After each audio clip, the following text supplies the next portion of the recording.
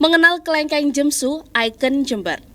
Mendorong kebangkitan ekonomi di sektor buah, Kabupaten Jember menggelar panen perdana buah kelengkeng bernama jemsu. Kelengkeng jemsu adalah buah ikonik yang akan terus didorong jadi produk andalan Jember ke pasar dunia. Kelengkeng jemsu ini ditemukan varietasnya oleh seorang doktor dari Universitas Jember.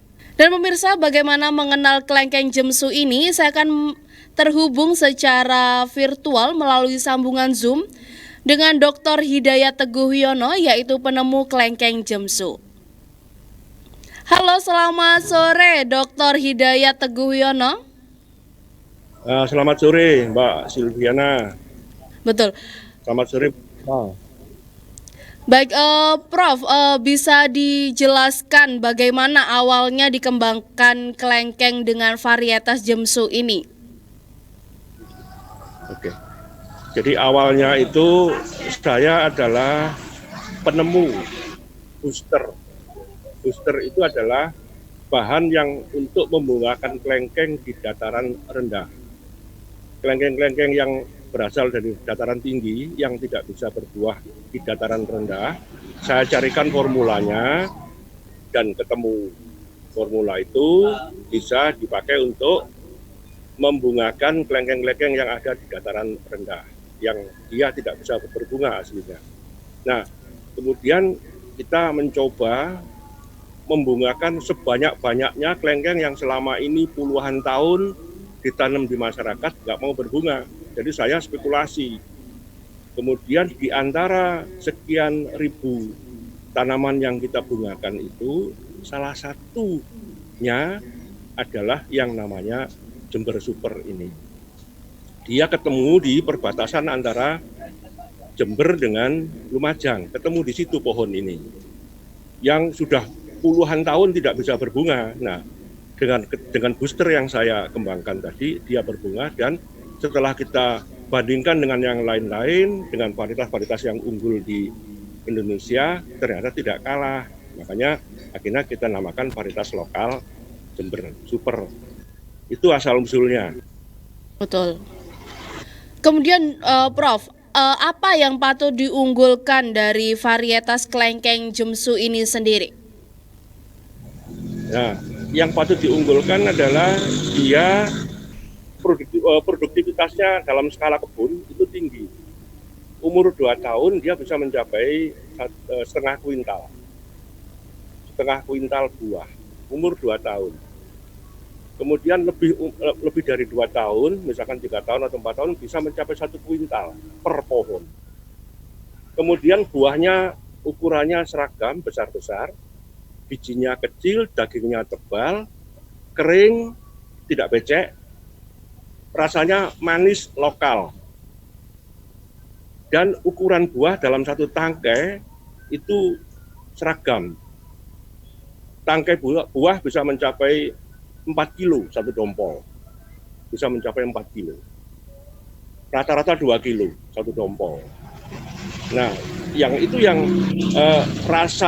tentang rasa tadi, itu yang tidak kalah dengan rasa buah dari Thailand, buah dari Ito Super, atau buah dari Kateki, atau buah dari yang lain. Jadi istimewa sekali rasa itu.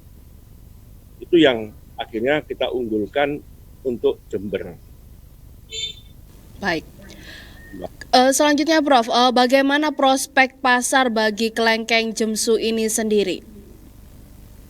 Oke, jadi gini ya, sebelum kita ngomong prospek pasar untuk jemsu ya, kita itu sampai dengan sekarang ini impor kelengkeng dari Thailand itu mencapai lebih dari 60.000 ton per tahun. Ya, jadi lebih dari 60.000 ton per tahun impor dari Thailand, Vietnam, dan negara-negara tetangga itu. Kita sama sekali tidak ada perlawanan dari dalam. Artinya perlawanan itu adalah kita tidak bisa mencegat datangnya buah impor tadi karena kita tidak punya varietas yang sebanding untuk melawan mereka. Nah, sekarang dengan adanya tandingan ini, artinya kita mendapatkan varietas ini, maka buah impor itu bisa kita lawan, kita cegah dengan produksi lokal. Nah, harganya tentunya ikut aja harga impor. Kalau misalkan harga kelengkeng impor itu 40.000, ya ini bisa 40.000. Tapi kemudian di tingkat petani harganya sekitar 30.000 rata-rata. Jadi bakul pedagang-pedagang itu kalau ngambil di petani harganya 30.000 per kilo. Sehingga kalau misalkan tadi saya katakan satu pohon itu umur 2 tahun menghasilkan 50 kilo, maka 1,5 juta dapat dari satu pohon itu.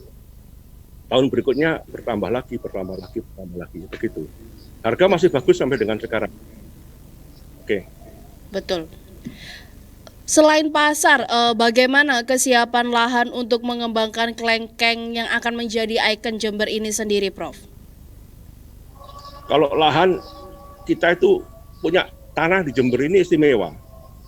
Jadi semua yang ditanam di Jember itu rasanya pasti enak, gitu ya. Kita sudah uji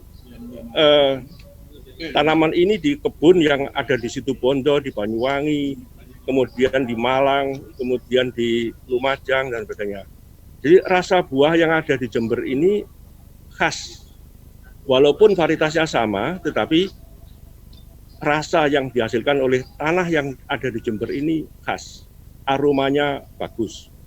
Nah, jadi kalau cara bertanamnya mudah, nggak sulit, ya nanam kelengkeng itu nggak sulit. Kemudian kita bisa mengatur jadwal pembungaan. Jadi booster saya tadi itu bisa kita atur sehingga akhirnya apa? Sepanjang tahun kita bisa membungakan kebun-kebun yang ada di petani itu. Ketika misalkan Thailand panen ya, ketika Thailand panen ya kita mesti mengurangi produksi. Kita geser produksinya maju atau mundur supaya tidak tabrakan di pasar, supaya harga tetap bagus. Jadi kita bisa mengaturnya lewat booster tadi. Itu Mbak. Baik. Lalu Prof, apa harapan ke depannya terkait dengan adanya kelengkeng Jemsu ini yang dicanangkan akan menjadi ikon dari Jember sendiri? Mohon diulangi Mbak, apa Mbak? Apa harapan ke depannya terkait dengan adanya kelengkeng Jemsu ini yang ke depannya akan dicanangkan sebagai ikon untuk Kabupaten Jember sendiri? Jadi ke depannya itu kan begini, kita memproduksi sendiri swasembada kelengkeng. Ya, harapannya adalah kelengkeng kita lebih murah daripada kelengkeng Thailand, sehingga harga bersaing di pasar. Pasti orang akan memilih yang lebih murah, lebih enak, lebih segar. Nah, kemudian kalau kita sudah swasembada untuk Jember, lahan di Jember kan masih banyak sekali. Kalau untuk mencukupi kebutuhan Jawa Timur atau bahkan untuk mencukupi kebutuhan Indonesia, Jember sanggup, asalkan ada sebuah dukungan dari pemerintah untuk mengembangkan itu di wilayah Jember. Kita sanggup untuk menghasilkan katakanlah 30.000 ton per tahun dengan lahan yang ada, tapi butuh waktu. Tahun ini, tahun 2024 ya, tahun depan ya, 2024 kita bisa menghasilkan 500 ton dalam satu tahun. Saya kira 500 ton itu cukup untuk Jember. Dan tahun berikutnya lagi kita bisa lebih dari itu, cukup untuk beberapa kabupaten di sekitar Jember. Dan kita akan terus ekspansi terus dan pelan-pelan tapi pasti kita harus melawan buah impor. Harus melawan kelengkeng impor. Itu obsesi kita ke depan. Baik. Disampaikan terima kasih kepada Dr. Hidayat Teguh Wiono selaku penemu kelengkeng dengan varietas Jemsu ini karena telah bergabung bersama kami melalui sambungan Zoom dalam program Gatekeeper di sore hari ini. Terima kasih Prof. Selamat sore. Sore.